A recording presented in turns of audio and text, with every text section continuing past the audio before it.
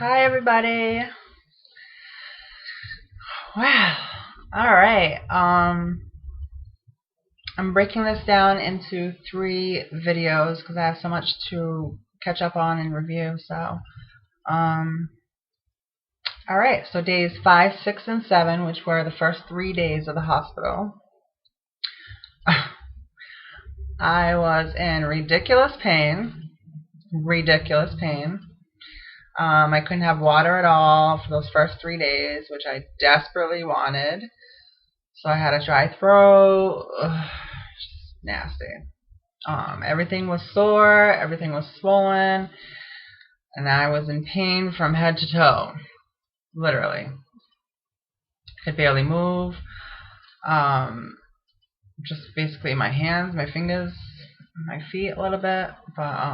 So the second day got even worse. Sorry, I'm just like following my notes over here. Second day got even worse. I just wanted to sleep, but I couldn't because I had to sleep on my back and still have to. And that's a problem for me because I am used to sleeping on my side.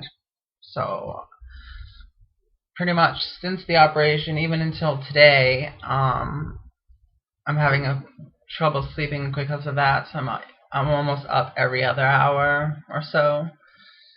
My sleep is very broken still. On that second day, my fever started, which was even worse. I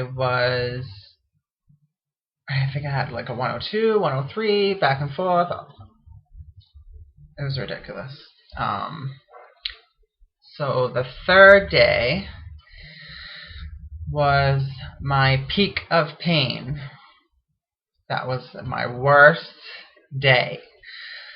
I could feel everything throbbing. I could feel everything just sore and swollen from my face all the way down to my feet.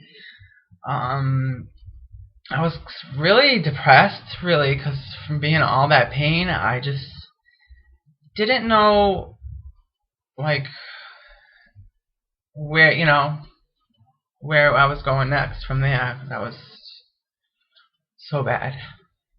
Like, teary-eyed remembering.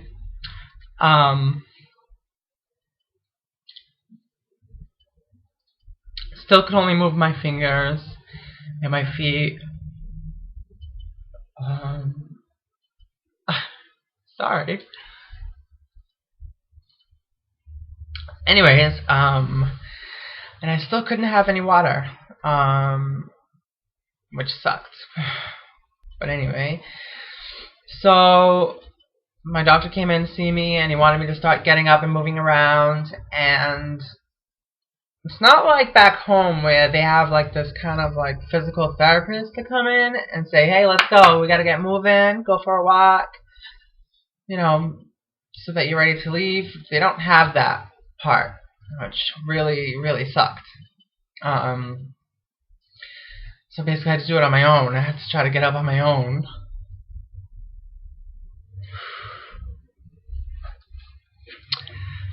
Which was terrible.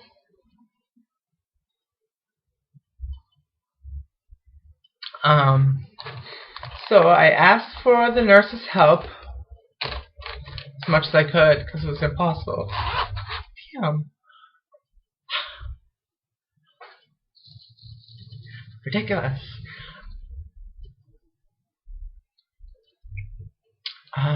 So why that was such a problem for me was because I did, which I regret now, the 2 surgeries at the same time. Because when you think about it, those are 2 major surgeries on the 2 opposite ends of your body. So I didn't have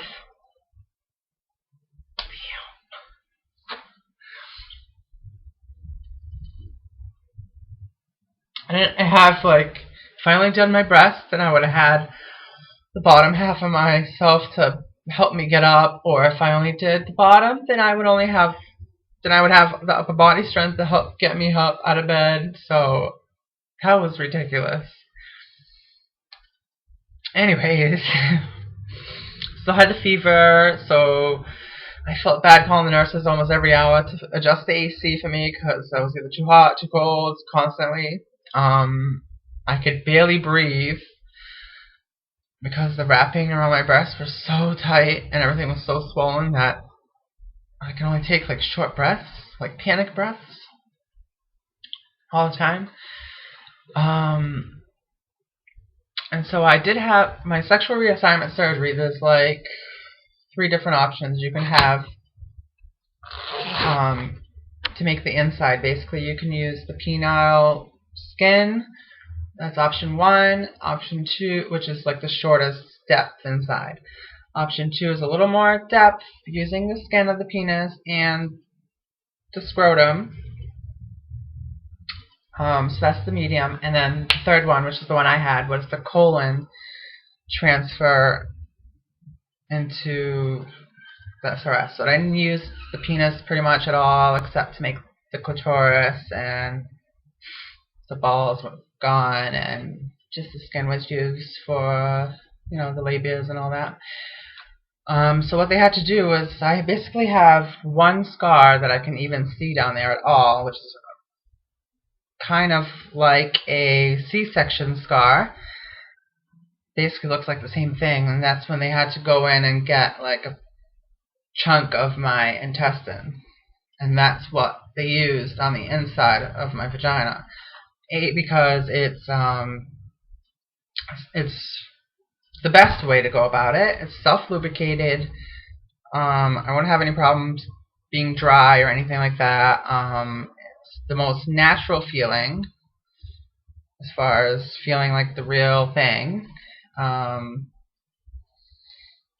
Won't have like that funky smells, and I won't have to deal with like hair growing inside my vagina, because if they use the skin of, you know, I probably would have grown hair inside if I didn't laser it off.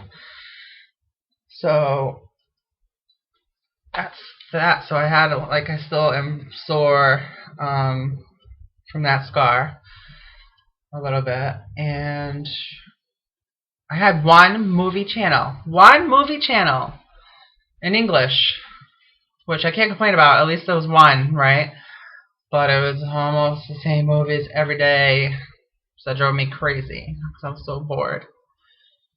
So that's it for days 1 to 3 in the hospital, which is really days 5 through 7 since I've been here. Now I'm going to go to the next one.